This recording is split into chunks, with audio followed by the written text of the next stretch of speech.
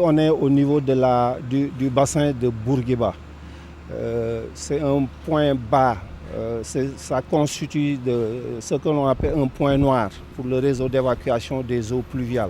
Sur l'axe Bourguiba, on a un dispositif qui est au niveau du point bas qui polarise la zone HLM depuis HLM 4-5.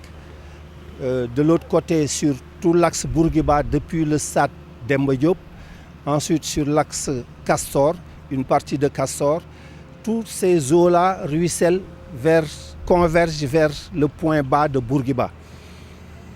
Pour gérer ce débit assez important, l'ONAS a un dispositif.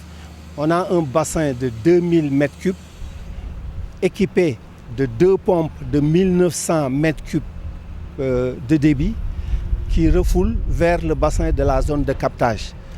En dehors de ces dispositifs, pour alimenter ces pompes-là, on a le réseau Sénélec qui alimente les pompes. En plus du réseau Sénélec, on a un groupe en normal secours qui, en cas de défaillance du réseau Sénélec, prend le relais. Donc, pour éviter qu'on ait une interruption sur le dispositif de pompage. Comme je l'ai dit tantôt, ces équipements ont été dimensionnés pour un débit donné. Mais vous savez, à Dakar actuellement, les coefficients de ruissellement ont complètement changé. C'est-à-dire avec l'imperméabilisation de Dakar, toute l'eau qui tombe maintenant ruisselle et converge vers des points bas. Donc toute l'eau qui tombe sur le bassin versant de la station vient par ruissellement.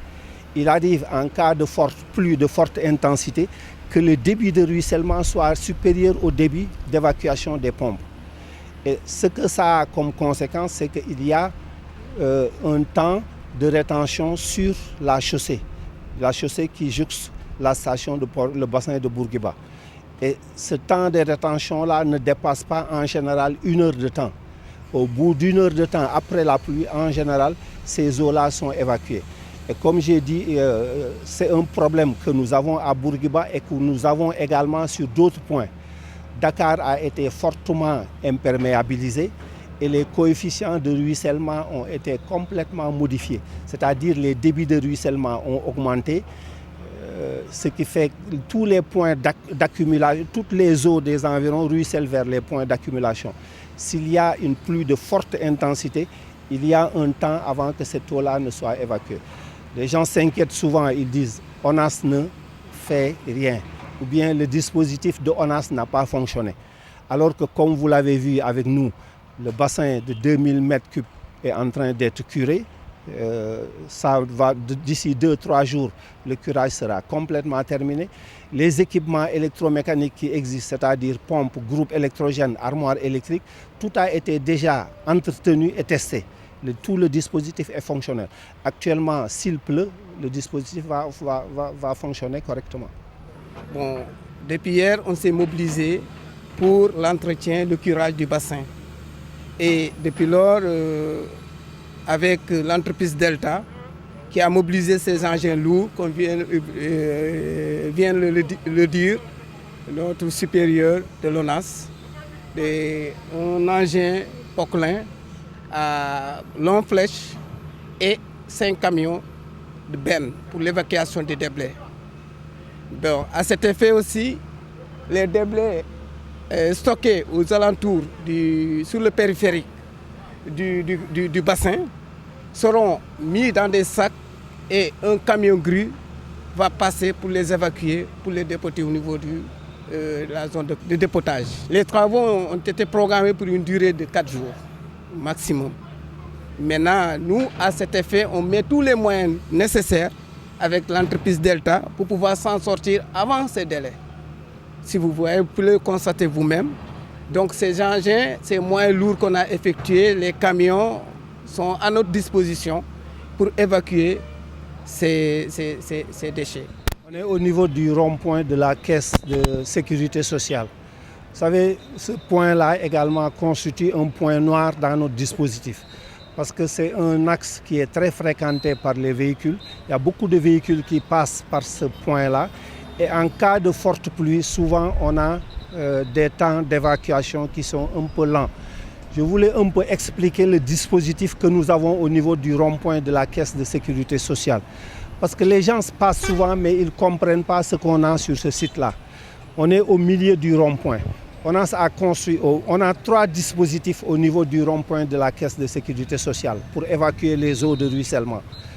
Il y a un dispositif qui est constitué par un canal qui évacue vers le rond-point Colobane, qui passe sur le canal 5 pour aller en mer. Un autre dispositif passe par un canal qu'on a construit sur le terre-plein de la maison du Parti socialiste et qui évacue sur le canal 4. Il y a un 3e système que ONAS a mis en place pour renforcer, parce que c'est des évacuations gravitaires. Maintenant, malgré ça, on a constaté qu'il y a des lenteurs dans l'évacuation. C'est pourquoi au milieu du rond-point de la Caisse de sécurité sociale, ONAS a mis en place une station de pompage. C'est la bâche que vous venez de prendre tout à l'heure, équipée d'une pompe de 500 m3/h. Tout ça pour renforcer le dispositif. Cette station est alimentée par un groupe électrogène qui est fonctionnel 24 heures sur 24. Et sur ce point-là également, on a des opérateurs de station qui sont là 24 heures sur 24 pendant les 3 mois de la saison des pluies. Pour, en cas de pluie, pouvoir mettre en service la station de pompage pour évacuer les eaux. Mais un peu pour vous expliquer également le problème que nous avons ici, qui fait que souvent il y a des lenteurs dans l'évacuation. Vous savez, tout ce système-là évacue sur le canal 4. Le canal 4, nous allons le visiter tout à l'heure parce que le canal 4, pas le canal de la Gueule-Tapée, parce qu'il y a le canal de la Gueule-Tapée, il y a le canal 4 qui passe par face.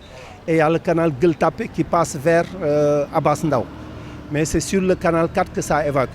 Parce que tout le dispositif que nous avons ici évacue en grande partie sur le canal 4. Mais le canal 4 aussi polarise une zone, un bassin versant qui est assez important. Je ne sais pas si vous allez vers Franco-Arabe, il y a un grand canal qui part du canal 4, qui passe par Bourguiba, qui va jusqu'à l'avenue Bourguiba, qui passe par Baobab et qui va jusqu'à Sacré-Cœur 3. Donc c'est un canal qui est de grande dimension et toutes les eaux de ce périmètre-là aboutissent sur le canal 4. Ce qui fait que quand il pleut très souvent, le canal 4 il est plein. On a que le débit qui arrive au niveau du canal 4 est très important.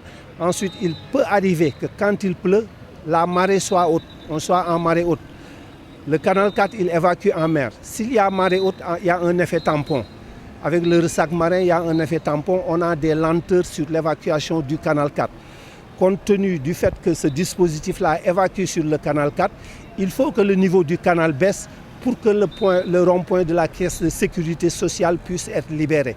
Les gens nous interpellent très souvent sur ce point-là pour nous dire que notre dispositif ne fonctionne pas. Alors que le dispositif que nous avons mis en place est testé et il est très performant. L'entretien qui doit être fait a été déjà fait et chaque année c'est comme ça. Il faut que quand il pleut, on a des lenteurs souvent d'évacuation au niveau du rond-point de la Caisse de sécurité sociale.